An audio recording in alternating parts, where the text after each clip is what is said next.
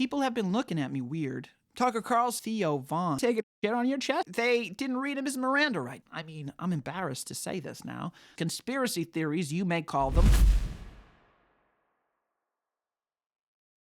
And just like that, we are back with chapter 94, The Universe According to Mugsy. Today is Wednesday, December 10th, 2025.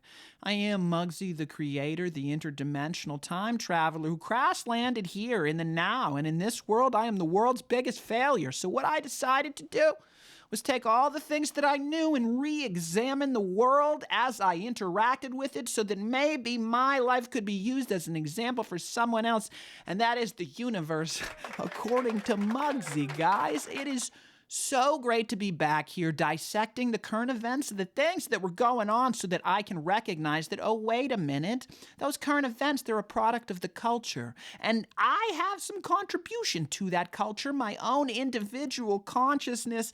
Gratitude was really one of the keys that got me into looking at the world under different lenses and perspectives. I was able to get outside of the box that my mind existed in because I was lucky enough to have podcasts. It is truly amazing how many conversations are going on out there in the world. And if you tune into the one that you need specifically for you at that moment in time, it will just open up your eyes to all of the possibilities that are out there. And all of us need different ones at different times. And I used to spend so much time listening to every conversation that was going on, like I didn't want to miss one because I was too excited about which one was going to be the next one to unwrap the thing for me that I needed next, or teach me the thing that I needed to get from one place to another. But it's hard now. I have less time. So I'm so grateful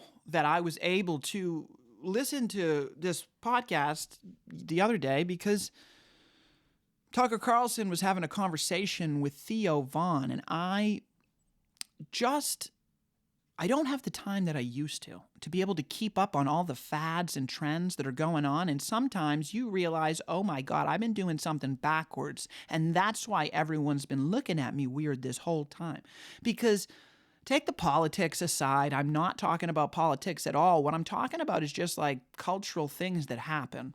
Because I mean, I'm embarrassed to say this now. Like, I've been a Zen user for quite some time, and people have been looking at me weird when I pop a Zen in. But I've been putting them in my mouth. Ew. And I was unaware that now what everyone's doing, all the cool kids, is they're sticking them right there in the rectally. They're going in the reverse door exit because that's how you get nicotine, like that sustained focus and alertness that, I mean, Tucker was talking about using when getting down and dirty. Just a couple of those guys in there, because that way you don't have to worry about spitting them out. One of the things that I used to do in the podcast was I used to take them out halfway through because it was just getting in the way of the words that were coming out, but not now. Not now. You see this focused and alertness? Okay, guys? That's what happens from using Zen the right way. Thank you, Tucker Carlson, for teaching me that on that Theo Vonn podcast. I cannot believe I've been moving about the world, walking around, putting Zens in my mouth. Oh my God, that's exactly why everybody's been looking at me like I'm a psychopath. What did I say, guys? I am the world's biggest failure, all right? I've been kicked out of almost every single room I've been in except for this one and the one at the Village Tavern at the moment. Oh, so I had to look at things in different ways, in different lights to try and find a way out. And I promise you, if you guys pay attention, you'll find the conversation that you need to get out of the situation that you're in. And what I'm going to do now is talk about just a couple of the stories that have been going on, a couple of the conversations, and then we'll maybe dive into a little bit of the Christmas season and the Christmas spirits before we wrap up with my friend Pam Gregory, who I just met, who gave me a little bit of insight into the future based on her understanding of how the universe works. And I thought we would unwrap that as trying to understand how we would integrate those things. 2025 really was such a good year. This is not a special effects. I got so much better at the special effects, though, didn't I? It's so fun. I learned so many things this year. It's been such an unbelievable year between me and you guys. Happy 2026. Happy holidays. I just wanted to break in and show you guys my Christmas tree. There's nothing under it. You guys might be saying, how's this guy doing? He's kind of a nut and he's in the woods a lot. How's his Christmas season? Well, it's cold out there. It's cold out there and there's nothing under the tree, but luckily, I asked for something that you can't fit underneath the Christmas tree. Isn't that just a heartwarming thing? What I asked for is for you guys to go to patreon.com/MugsyTheCreator and like, comment, subscribe, sign up for free, comment some mean things. I'm about to make a video of all the mean things people said about me this year. I don't mind. It really helps. In fact, you can share this. Share this with someone you don't like. If you don't like any of the things that I'm saying, then share this video with someone that you don't like and tell them they have to watch the whole thing or they get an F. They won't know what you're talking about because they're probably not in school, but they don't want an F either way. They want to get an A, so maybe they'll watch it. It'll be hilarious. It'll be a little inside joke between me and you guys. And what you can do to do that is you go to patreon.com/MugsyTheCreator. You just sign up. That's really what's going to help me out. That's what's going to make my 2025 into 2026 such a good season. You can do that. You can enjoy all my stuff. 94, 95 episodes that we've put out already for free. And all I'm asking for is for you guys to do that at patreon.com/MugsyTheCreator. And just so you know, it is a /. And I would have said / if it was a /. I know sometimes you guys get confused. I see it in the emails. So it's patreon.com/MugsyTheCreator. I would have said / if it was... This is getting confusing. So how about we just go to MugsyTheCreator.com and you click that link for the Patreon. That'll take you there. And while you're there, you can sign up for any of the other social media services that keep us in contact so that I do not have to take on the sponsorships and cloud my judgment financially. This is how we do things, guys. This is how we create this new universe, this new world that I've been talking about in this podcast, this chapter, this book, this broadcast, all the things. You can help me out. You can just help me out right now by doing that. I would so appreciate it, guys, but I'm going to get back to all the free work that I'm doing for you guys anyways. Back to the free work I was doing before. But have you guys been paying attention? My friend Bill Burr has. I know he's going to be super excited. Billy bitch tits. Ow! They're going to free Luigi for you, man. You're finally getting your wish. It's wild that ginger went halfway around the world talking about how he wants Luigi free, using his time and energy to focus on that and highlight it in that context. But he is going to get his wish because my friend Walter Kern and Matt Taibbi have been saying the whole time on America This Week, their podcast, it just smells a little fishy. It's a little bit weird. The whole thing that went down. This guy who assassinated a CEO of a healthcare company in broad daylight, allegedly. That's what a video shows. But now, understanding the editing, like I understand how I can make you think anything that I want you to think based on the way that I edit this video because I understand perspective and I understand projection and I understand how stupid most human beings are, and I know this secret that they are programmable. I understand that.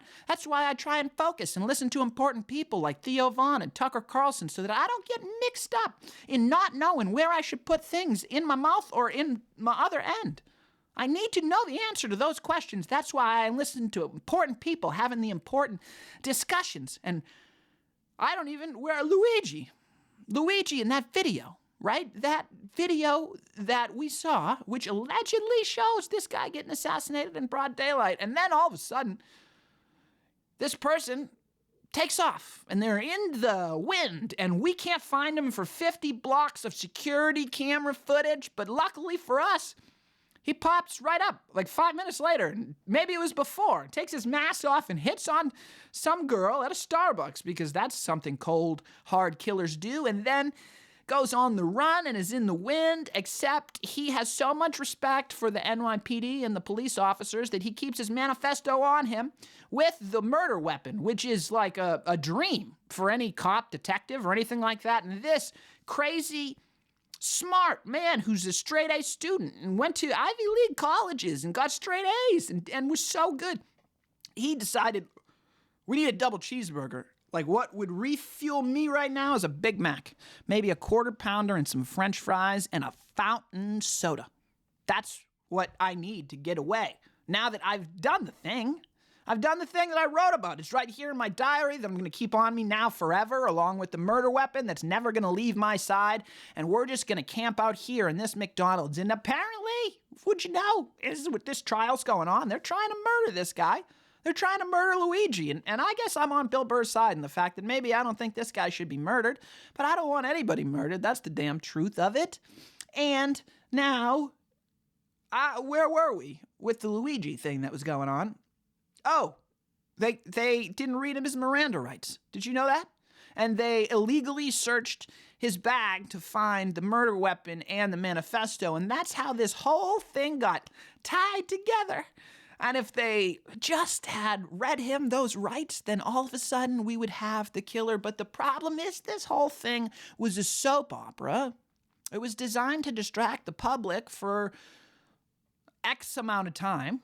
In a world where AI is completely and totally surrounding us, we can go on to any of these algorithms and bots, large learning models, large language models, and we can come up with better stories. Or we can plug in this story and ask what we think is going to happen next and start examining how artificial intelligence would be looking at this story and maybe having a few questions about what's going on, or throw it in a theoretical context and see if you don't come up with the best Hollywood plot that they have not made for the last 20 years when they've had the capability to do this all along. I just don't get it. When you guys start to see, you'll see it all, I promise you, but it's really your decision to start looking at things, because the whole Luigi thing has stunk. From the goddamn beginning, it's like my energy has been getting sucked in with the story, and they're pulling me on because soap operas are no one's watching on TV. So now they got to play them out in real life, just like politics always has been, political theater. And that is exactly what is going on with the TPUSA case and the Charlie Kirk, which is stunk. There's about 8 or 9 plausible stories, conspiracy theories you may call them, at what happened to that young man as he was apparently allegedly murdered on stage. First, the FBI comes out and says, we have no drones. Then the FBI has drones. I've got 4 different camera angles of some guy who doesn't react to a murder and right in front of him and then steps back and cleverly is gone. I don't know how that happened. How about snipers? There's snipers, there's so many stories that are plausible. But I was an economist for 20 years. So why would I look at any of that bullshit when I can just look at the money, all right? What happened to the money and what has gone on? And there's some guy on the internet asking a lot of good questions. Okay, I've walked past all the suites. I've checked all the doors. The business 110 LLC, as far as I can tell, is not here. What is going on? So Turning Point is putting on their IRS form that they are sending $1.5 million to this parking lot. Well, I'm sitting here in the parking lot. The business is not here as far as I can tell. What is going on? He's asking a lot of good questions about all of the COOs, financial ongoings, right? They're shell corporations now. What are they doing with all these shell corporations? I am not naive enough to think that this doesn't go on in every single corporation. This is how you hide things from one hand to another. That's how the world goes round. So that's why I don't get caught up in political action campaigns. But if I were the center of a movement that was a political action campaign, and I happened to sniff out some of this shell stuff going on, the fact that I was leading the political candidate for president and my revenue didn't go up that year when I was doing appearances, hundreds of campus appearances all over the country, and we know it was successful because that president was elected. None of my revenues went up, but yet the revenues of a shell corporation went up by what would seem to be a reasonable margin out of nowhere. There's just so many questions. There are donations going to parking lots where they say that there are businesses set up, but there's no businesses there, and you can go knock on every business door, and in fact, they say that they're using all of them. This gentleman is asking some really good questions, and I wonder if just Charlie Kirk maybe asked a couple of those questions. And if we just remove this guy, It would make our lives so much easier because now we wouldn't have someone asking those questions who could get us in trouble for doing all this illegal stuff that we've been doing this whole time. And if this guy's got a conscience, we need to get rid of him in the room. That's just why I don't waste my energy on those type of endeavors, all right? I just go straight to the public and we just have a conversation about the way that we see the world, and we try and have discussions with people from a bunch of different backgrounds who love what they do or hate what they do or are really good at what they do or just have an idea. Regardless of how we got there, there were a lot of incentives for Charlie Kirk to be removed from whatever it was he may or may not have been sniffing around with. I am not smart enough to dissect what has been going on. There are people out there doing it. I don't know if Candace is caught up in that one. I'm sure Timcast and the people at Patrick Bet-David's little show that he's got on there are doing their best to figure out what's been going on. But once you see it, like I said, you start to appreciate it. And that conversation that John Cena had with Joe Rogan is really one that I appreciate so much. John Cena has retired from wrestling, or I don't know, he's got one fight left or something, and then he's going to retire, become maybe a movie star, but he's already such a brilliant character and actor. Everything that he says is a confession if you're listening and you're paying attention to the things that are going on. Not only the words that are coming out of his mouth, but putting them into the context of all of the other things that are happening in the culture and in society. Immediately, John Cena goes into the deep end with Joe Rogan, who invites him out there, is complimenting him, right? That's how the podcast kicks off. John Cena, you're such a brilliant man. All of my friends are telling me how smart you are because you learned Chinese, which is so hard to do. And you became fluent enough in it that you were speaking the language and you were going to other countries to promote wrestling. That's incredible. Tell me about that. And John Cena takes the bait.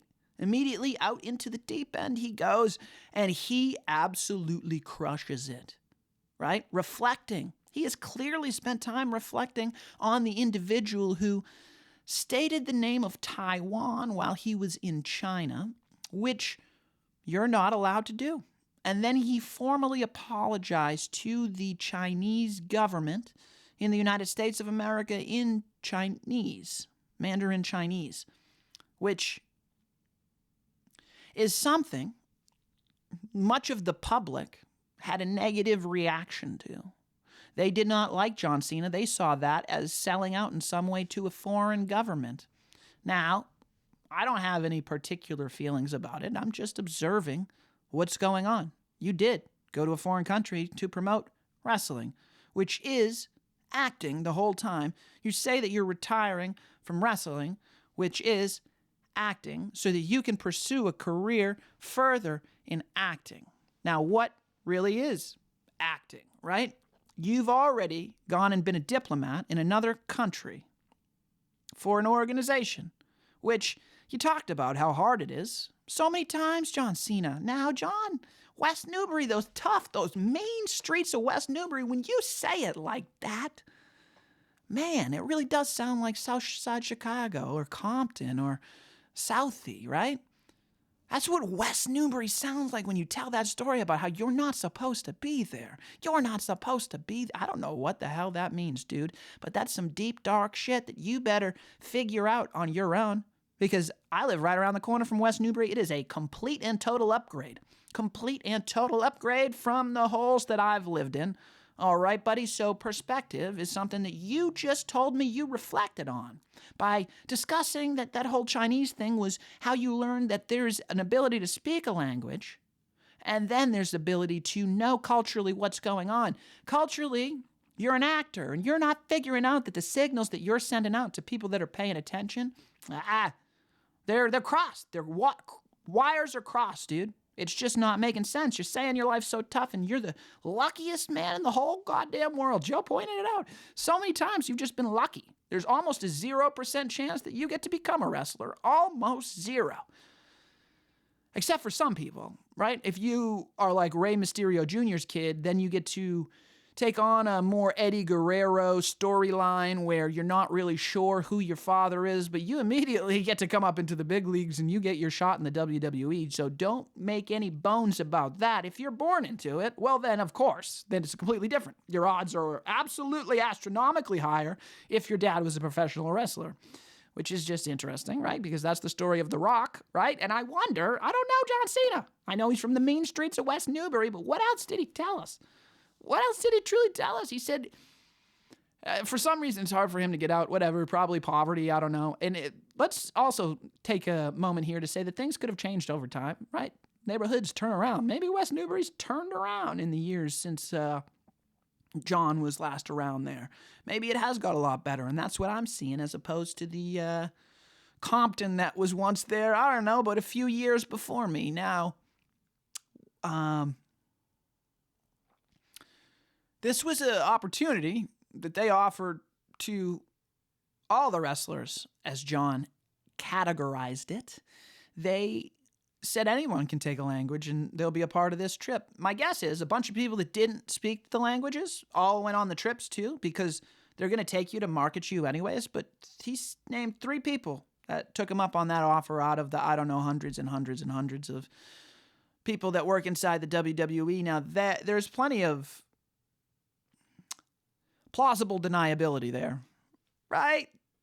Because there's been times in my life that I've offered something that I wanted because I knew the other person wasn't going to take it. Like if I was going to work people to a bone, right? Just absolutely work them like slaves, have them physically exerting themselves, running into each other, beating the crap out of their bodies, and then to compensate for that, feeding them pills all the time, feeding them anything to relieve the pain of going at that crazy pace that is required to work inside of the industry, which, man, I used to love wrestling. Don't get me wrong. I'm all about it. Stone Cold Steve Austin, the Stunner, all of that. DX, that was my era.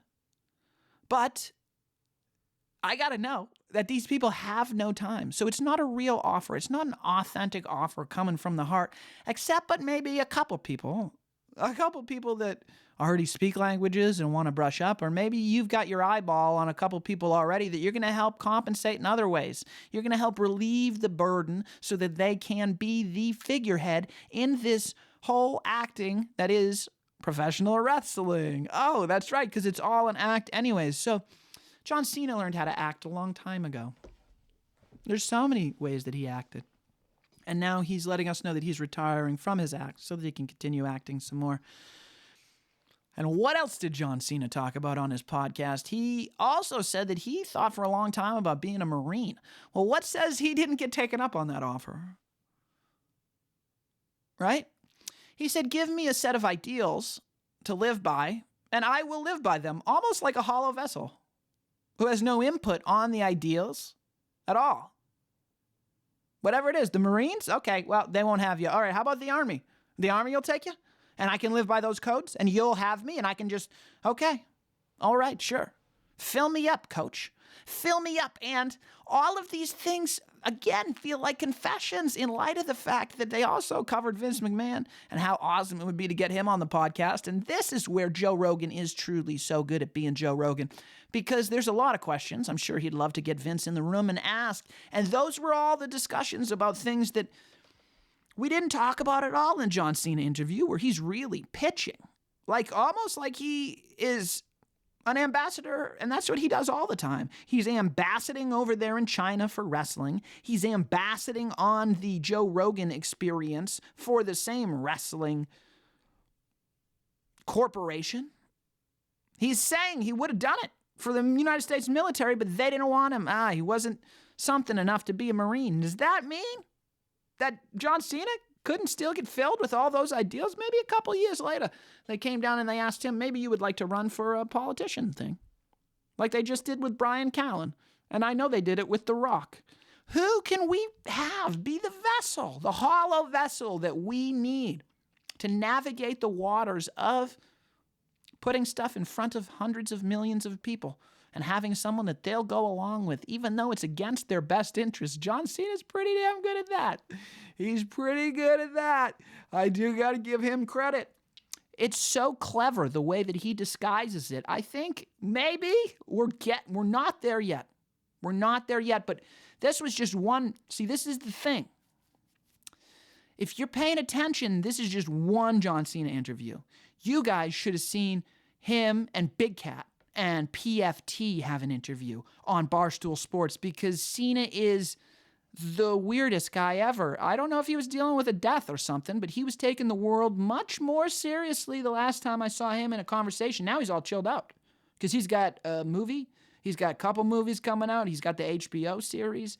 He is willing to be a team guy and do whatever it takes, right? Because I got some questions then, Cena. If we're standing here being transparent and honest, does it take Vince McMahon taking a shit on your chest to be successful in the WWE? Is that something? Because there's a couple of documentaries that you would, using your time and your airwaves, if this is something that we could just squash by saying no, we should talk about that. And you should have talked about that on the biggest platform in the whole entire world. Oh, but that's not your thing to talk about? Well, what the hell?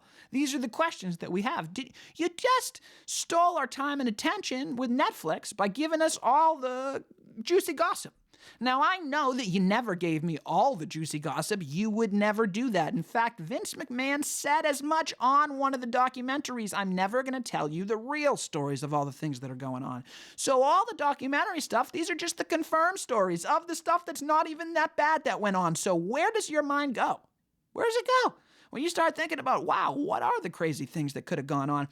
Is this whole ruse between the government and the WWF at the time, was that just all for show too? Was this whole plan, right? Which is now, who owns the WWE now? Saudi Arabia? Oh my God, there's just so many ties and so many loose ends. There's so many questions that I would have, but we just don't get into those questions. When we're talking about how lucky John Cena is to be picked for his movie roles, and yeah, he works hard, I'm sure he does. But I don't think that he has to deal with the same stuff that other people have to deal with. No, not at all. I think he's chose a different life because what he's chose to be is a vessel for someone else, and he's goddamn amazing at it. He's brilliant.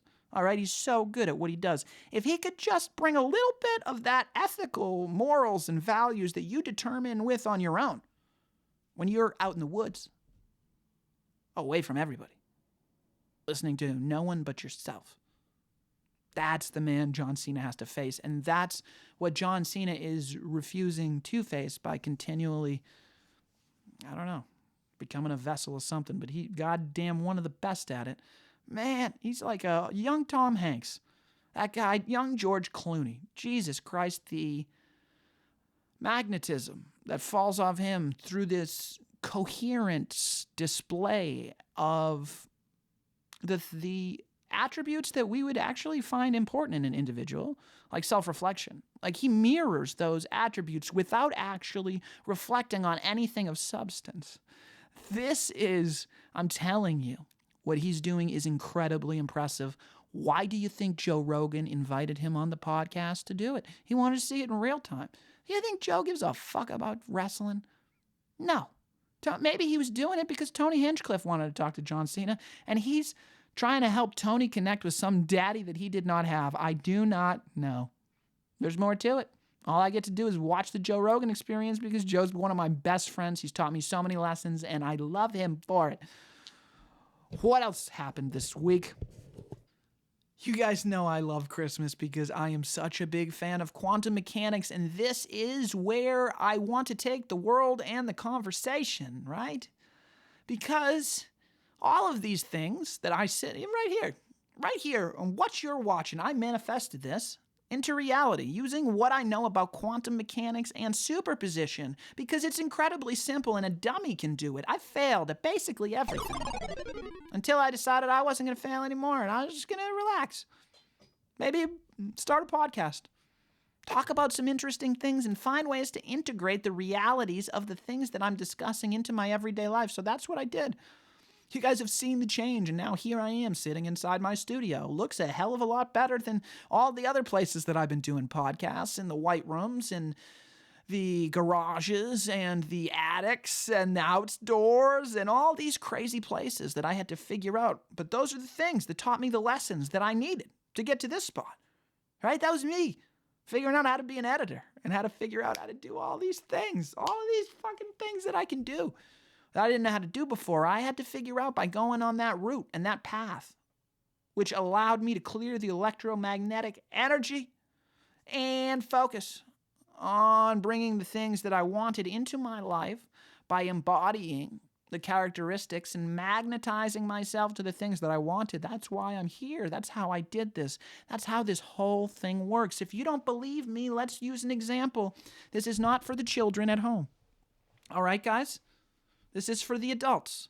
Santa Claus is not real. I hate to break it to you, but Santa Claus is not real, and yet, on December 25th, right? If you go into any North American home, hopefully, right? The Christians, or, well, most people celebrate Christmas, I feel like. And you see the presents underneath their tree, you're going to say to them, where did these presents come from? And that child is going to say Santa Claus. And you're not going to correct that child because you're not going to be the one to burst that bubble, because Santa Claus really is real as long as everyone believes in it. That's what quantum mechanics is.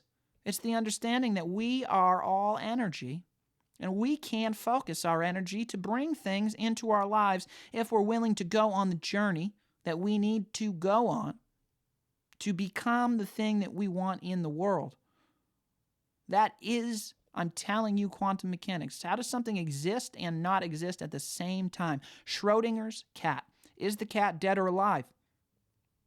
You get to be the decider of that cat, because right now the cat's in superposition. Superposition is just your life. You want to be a podcaster? Start podcasting. If your podcast doesn't look like what a podcast should look like, figure out how to get it to look like what a podcast should look like before you open the box. All right? And then your cat will be alive. All right? So, the biggest difference between quantum mechanics and physics traditionally from a Newtonian perspective is matter and energy. Newtonian physics focuses on matter and energy as two separate entities that never interact. Quantum mechanics takes a look at an atom, the smallest thing that we can measure, and says, what's the smallest thing we can measure on that? What's it, a quark or a Planck? And the smaller and smaller we measure and we look and we find, we can't find any matter. The only thing that we can find is energy. And that energy stacked on top of each other is what we are in three-dimensional time space. That's exactly what we are. Most of me is just energy, little spaces, no matter whatsoever, little protons and neutrons that get made up of this energy at the base that we can control because we are not separate from energy. Energy is all the things. If you believe that there was a Big Bang, then you are the compounds that are the chemical reaction of the Big Bang that happened way back when. This is why it's so easy for me to not get bogged down in white versus black, because I was black at some point. You want to talk about slavery? I was probably a slave. Why do you say because I'm white now that I wasn't a slave or black before? Because the oxygen that's in my H2O, maybe this arm was black. Maybe this one was white. Maybe this one's a little bit Puerto Rican up here. That's it! We were everything over the 6 billion years of time that has gone on to get us here, or 4 billion, or however many years that existed. The ultimate underlying principle is that things can't exist and not exist at the same time. Santa Claus is one of them. Santa Claus is not real, but it exists in the minds and hearts of many of the Americans and people living all around the world. So what happens? People give presents to each other. People get into a different spirit around the holiday. People are nicer to each other. People invite others over to share meals. They share in the bounty of the money that they've made by exchanging gifts with each other. This is tangible reality, things that happen in three-dimensional space-time. It's all a figment of your imagination from a guy that's not real, allegedly slides down a chimney and delivers presents to children, which is like such a creepy thing to think about. That's so creepy. Why don't we come up with a better story if we're going to come up with a better story? Well, While we're speaking about that, that's your life, baby. You get to build a story. You get to pick all the things by letting go of all the things that you have now to become something else in your mind that you can do by just believing. That's it. That's all you got to do because it's just energy. What do you have to do to prove to yourself that you can do it? Now, that's a different question. Because changing the mind and the chemistry of the mind, how much focus and energy does that take for you to now say that you can do it? Well, I can't do it until I do this. All right. Well, then that's the journey and the road that you have in front of you. Go do that thing. And then maybe you can do it. Or maybe you got something else to do. Or maybe you find out that's not the thing that you really want at all after you've gone on this journey of doing all the things that you need to do before you can become it. That is the reality that exists for you to manifest by using nothing but your attention and your energy and your focus, which is where I want to take this conversation next. My girl, Pam Gregory, is an astrologer, and she was having a conversation with my podcast buddy Emilio Ortiz, and this conversation was reading the astrology of all that's coming up for 2026. I think it's going to be an incredibly fun year. There's a lot of energies that she sees in the skies by the planetary systems and how they're moving and interacting, all of which I don't understand. I don't understand it, so I'm taking her word for it, and she sounds like a very intelligent person. In fact, I would love to invite her on this broadcast to explain what astrology is to us and how maybe we would do astrology if we wanted to see what was going to happen by looking up at the stars. I haven't seen the stars in some time. I would love to learn more about that astrology. So, open invitation on the podcast, but most of us aren't going to get that far. We're not going to figure out how it all works. We're either going to take the interpretation at face value for what it is and integrate some of that into our outlook and perspective on the worlds of everything that we are projecting. That was something that she picked up on immediately in her time as an astrologer, where she was giving interpretations of what her predictions were for the year based on the way that the planets were moving, and she was just correct all the time. But perhaps her interpretation and outlaying specific events and how they were going to unfold in some way brought together a collective perspective that brought and manifest that event into reality. That's a self-reflection that my friend John Cena has not been paying attention to. If you've been doing self-reflecting, why don't you do a little reflecting like Pam Gregory? So now what she tries to do is give people the readings, but also a broad enough perspective for us to outlay our own journey on this guide that is supposed to be used as like a cosmic weather map. If it's going to be raining outside, then make sure you bring an umbrella and don't worry about anything else as long as you got the umbrella. Because otherwise, you're going to be soaked. And you're going to have no idea why you're soaked when you could have just read the weather and known that it was going to rain and been prepared for the things that were going to happen. Someone so interesting came up with an idea. And it is that in the future, we are going to measure attention and focus as in light. Right? Attention, focus, and energy in light. So we are going to have a new way to calculate or measure individuals and their attention and focus. My guess is that's what these televisions and blue lights are programming us to do now in real time. And as we uncover in the coming years what our attention and our focus and our gaze actually does. In literature, there's this thematic thing that keeps coming up called the male gaze, right? What happens when a man stares at a woman? I talked about it on some of the questions that I answered last week on the podcast. It's a reaction, right? That's why women get all dressed up. That's the thing that they don't want to tell you, is that's exactly what they're looking to receive, is this gaze from an individual they deem worthy so that they are picked by him. I don't know that's why that's the way things work in society. Men do the exact same thing for the female gaze, which has its own powers and energies. These are things that you have interacted with, I promise you. And in the future, we will be able to measure. When we measure and look at that, what is going to be revealed to us? Is it going to be that we have been using our power and our attention and our focus to create realities we did not intend to live in? Even though we set out on good intentions, we got manipulated into utilizing our time, power, and energy for something else. Maybe dark intentions, maybe not. Maybe who knows? Maybe who knows what the hell it was we've been using it for. But now that we have this new way to measure it, and we understand it a little better, we're going to use our magic for something else, because ultimately that's what this really is. From the quantum mechanical perspective, it is goddamn energetic magic that we can understand these things. That we're all just energy. And that understanding that we're all just energy, well, how have you interacted with energy? What are the different energetic exchanges you've had in your life? We are at the end of the year, guys. The days are getting shorter.